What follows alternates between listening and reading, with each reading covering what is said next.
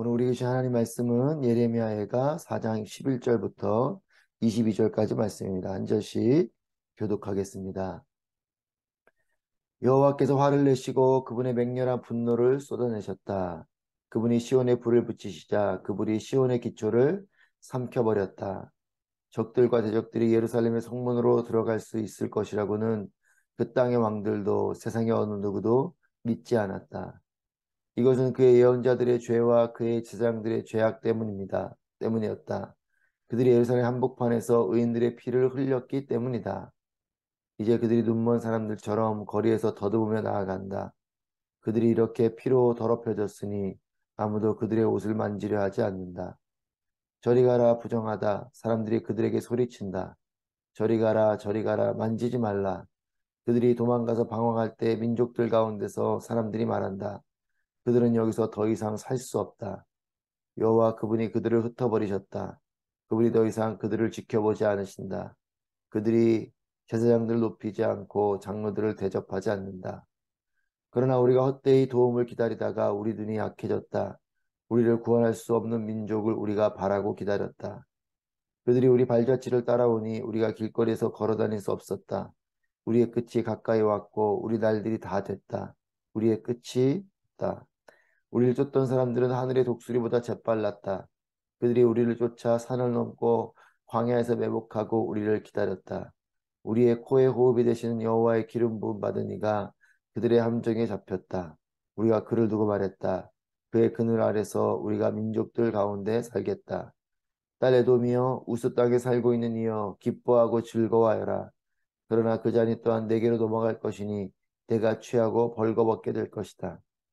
딸 시온이여 내 죄악에 대한 벌이 끝날 것이니 주께서 더 이상 너를 포로가 되게 하지 않을 것이다. 그러나 딸 에돔이여 주께서 내 죄악을 처벌하시고 내 죄악을 드러내실 것이다.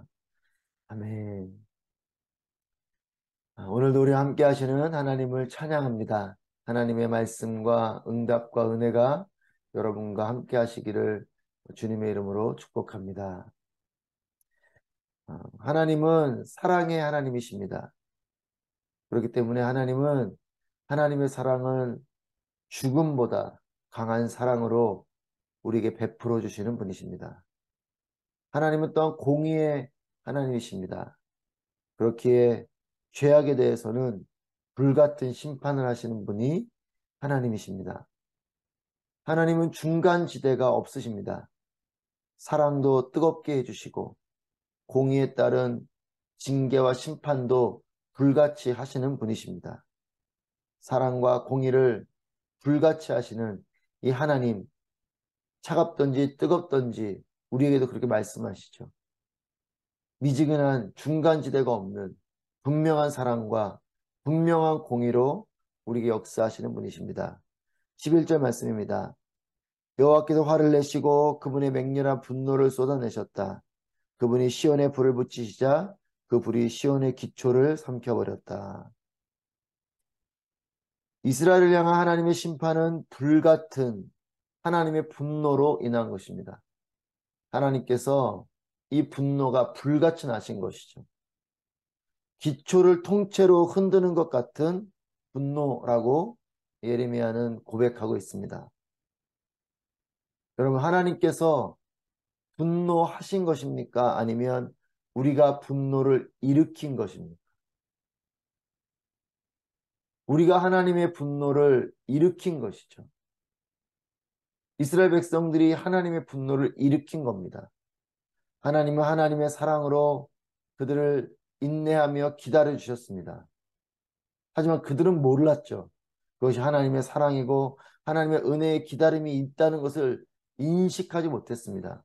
자신들이 죄악을 범할 때에 하나님이 기다려 주시는 것을 인식하지 않았습니다.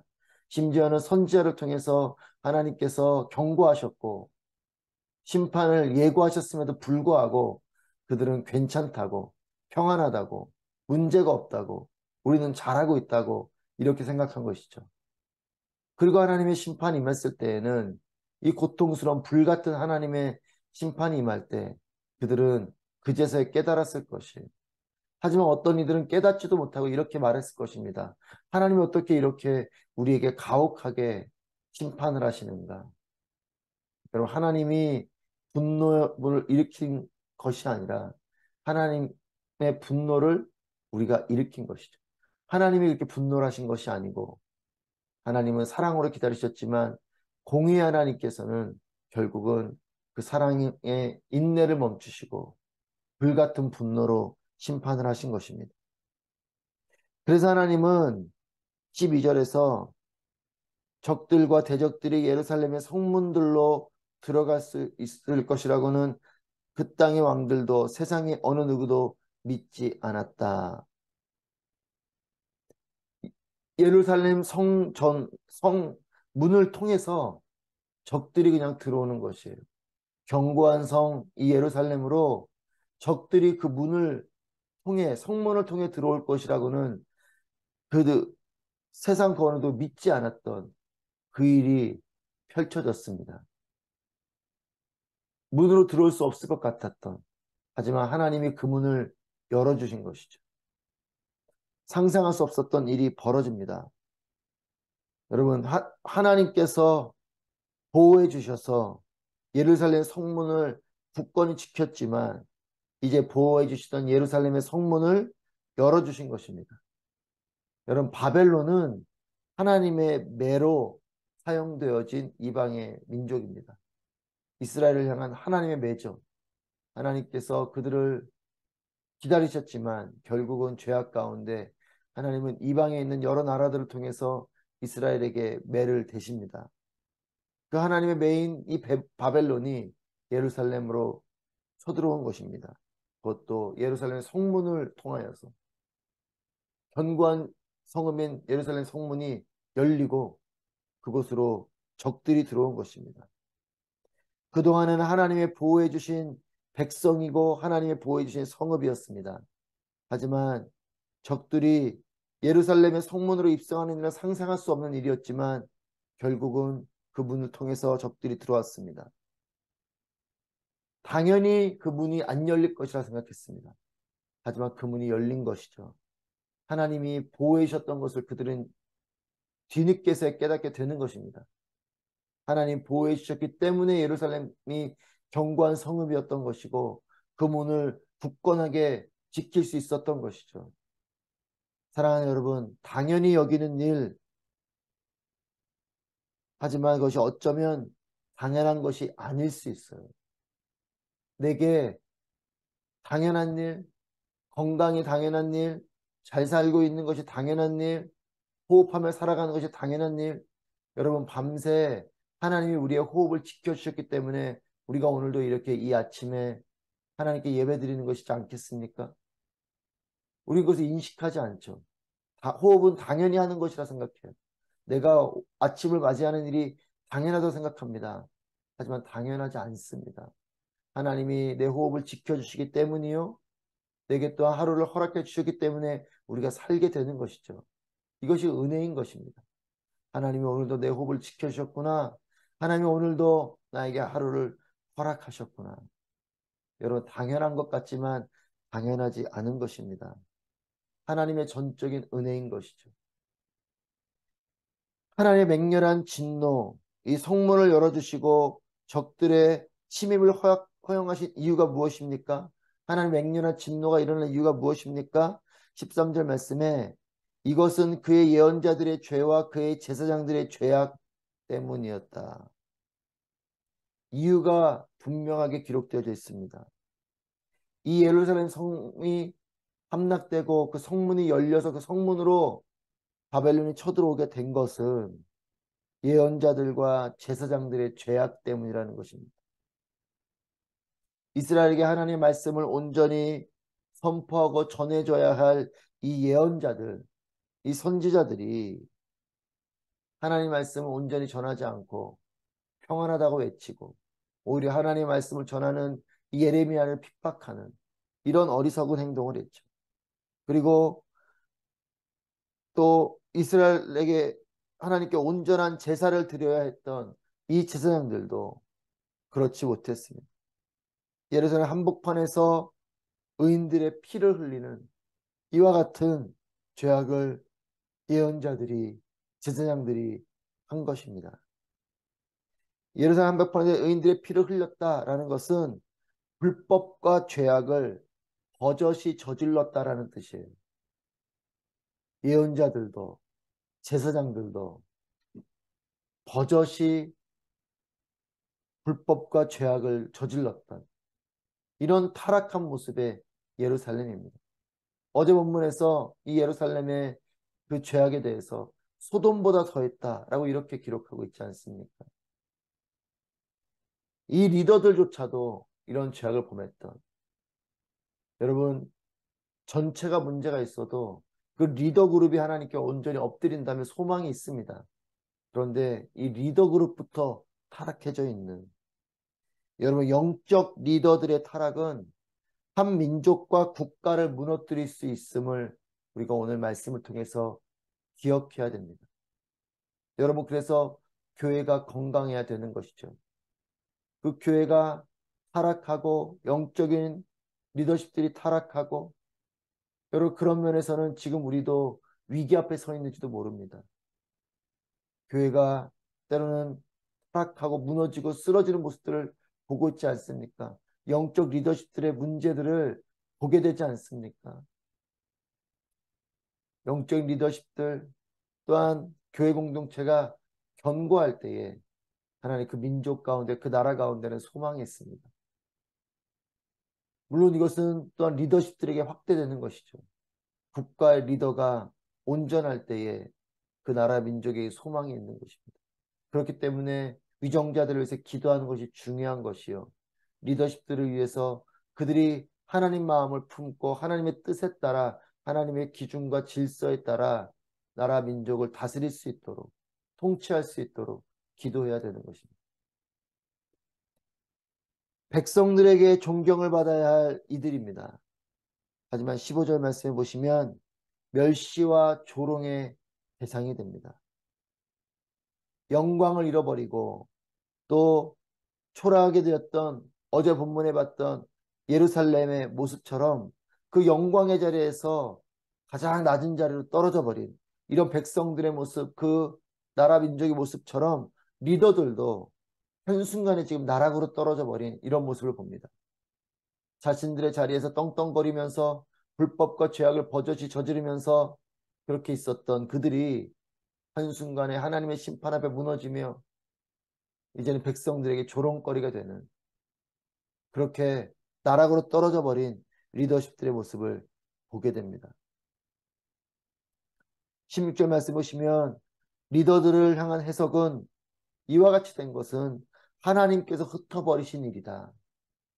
하나님이 그렇게 하셨다는 것이죠. 리더들이 무너진 그 일, 그렇게 조롱당한 그 일은 하나님이 하신 일이다. 여러분, 모든 리더들은 하나님을 두려워하는 마음을 가져야 됩니다. 하나님이 그 리더의 자리에 붙들어 주셔야 그 리더십이 견고한 것이죠. 많은 사람들이 기도하며 하나님 앞에 올곧은 마음으로 리더의 자리까지 가지만 그 자리에 올라가서 타락하는 사람들이 많죠. 여러분, 구약을 보십시오. 수많은 왕들이 그렇습니다. 또 이 시대를 보십시오. 수많은 리더들이 그렇습니다. 수많은 목회자들이 그래요. 여러분, 어느 목회자가 그렇게 타락한 마음으로 시작했겠습니까?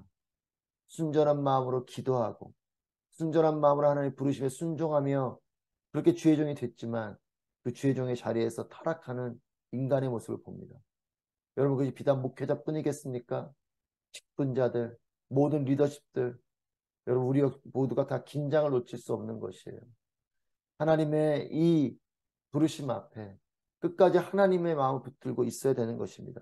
그렇지 않으면 하나님의 무너뜨리고 하나님의 흩어버리시고 하나님께서 조롱거리가 되게 하시는 것, 여러분, 이것을 우리는 기억해야 됩니다. 여러분, 하나님은 더 이상 지켜보지 않으시고 권위와 존경을 잃어버린 리더십이 되게 하신 것이에요. 사랑하는 여러분, 지금 오늘 이곳에 기록되어져 있는 리더십과 반대되는 리더십의 준비와 기도가 우리의 모습이길 바랍니다. 자리에 오르는 것이 중요한 것이 아니고 그 자리에서 어떤 리더십으로 있는가가 중요한 것이죠. 직분을 받는 것, 목회자가 되는 것, 가장이 되는 것, 여러분 어떤 리더의 자리에 서게 되는 것이 중요한 것이 아니고 그 자리에서 내가 어떠한 리더십을 가지고 어떠한 사명감을 가지고 하나님을 인식하며 살아가는가가 중요합니다. 여러분 그래서 저와 같은 사람을 위해서도 또한 리더들을 위해서 기도해 주십시오. 하나님 앞에 온전히 설 수 있도록 처음 마음을 잃어버리지 않도록 그 중심을 잃어버리지 않도록 17절 말씀에 그러나 우리가 헛되이 도움을 기다리다가 우리 눈이 약해졌다. 우리를 구원할 수 없는 민족을 우리가 바라고 기다렸다. 우리를 구원할 수 없는 민족 누굽니까? 애굽입니다. 이집트입니다. 바벨론의 침공 앞에 이 이스라엘 백성들은 이집트를 의지했어요. 이 왕은 이집트를 의지했습니다. 하나님의 매가 임할 때에 하나님께 엎드리는 것이 아니라 그것을 어떻게든 회피해보고 어떻게든 그것을 모면해보려고 다른 힘을 의지하려고 하는 여러분 바벨론은 하나님의 매예요.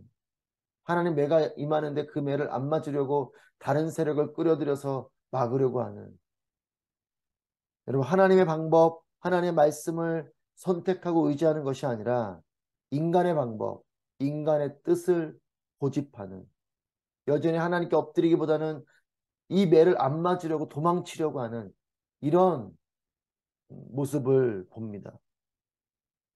이스라엘의 지도자들의 선택은 하나님의 경고를 온전히 듣고 회개하고 돌이키고 하나님을 의지하는 것에 그들의 선택이 있었어야 됩니다. 하지만 왕과 또한 그 위정자들의 선택은 애굽, 이집트를 의지해서 바벨론의 침공을 몰아내려고 하는 이런 선택을 하죠.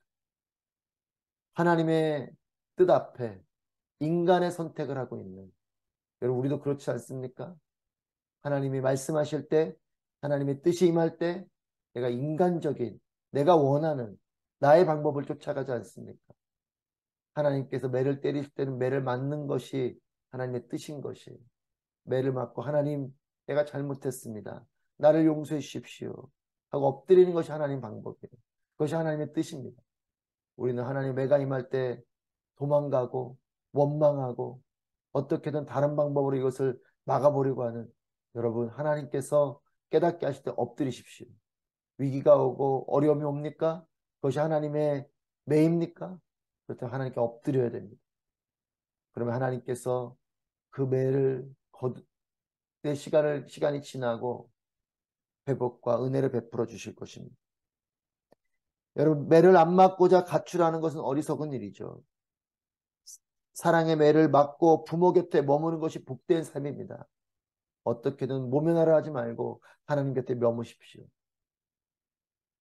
들키지 않는 것, 매를 회피하려는 것에 관심을 두지 말고 죄의 대가를 치르고 죄를 해결하고 여호와께서 찢으셔도 여호와께로 돌아가자라고 고백하는 것처럼 여호와께서 찢으셔도 주님께로 돌아오는 것에 관심을 두는 우리의 삶이길 바랍니다. 22절 말씀에 딸 시온이여 내 죄악에 대한 벌이 끝날 것이니 주께서 더 이상 너를 포로가 되게 하지 않을 것이다. 매가 임하지만 이 매가 계속되는 것이 아닙니다.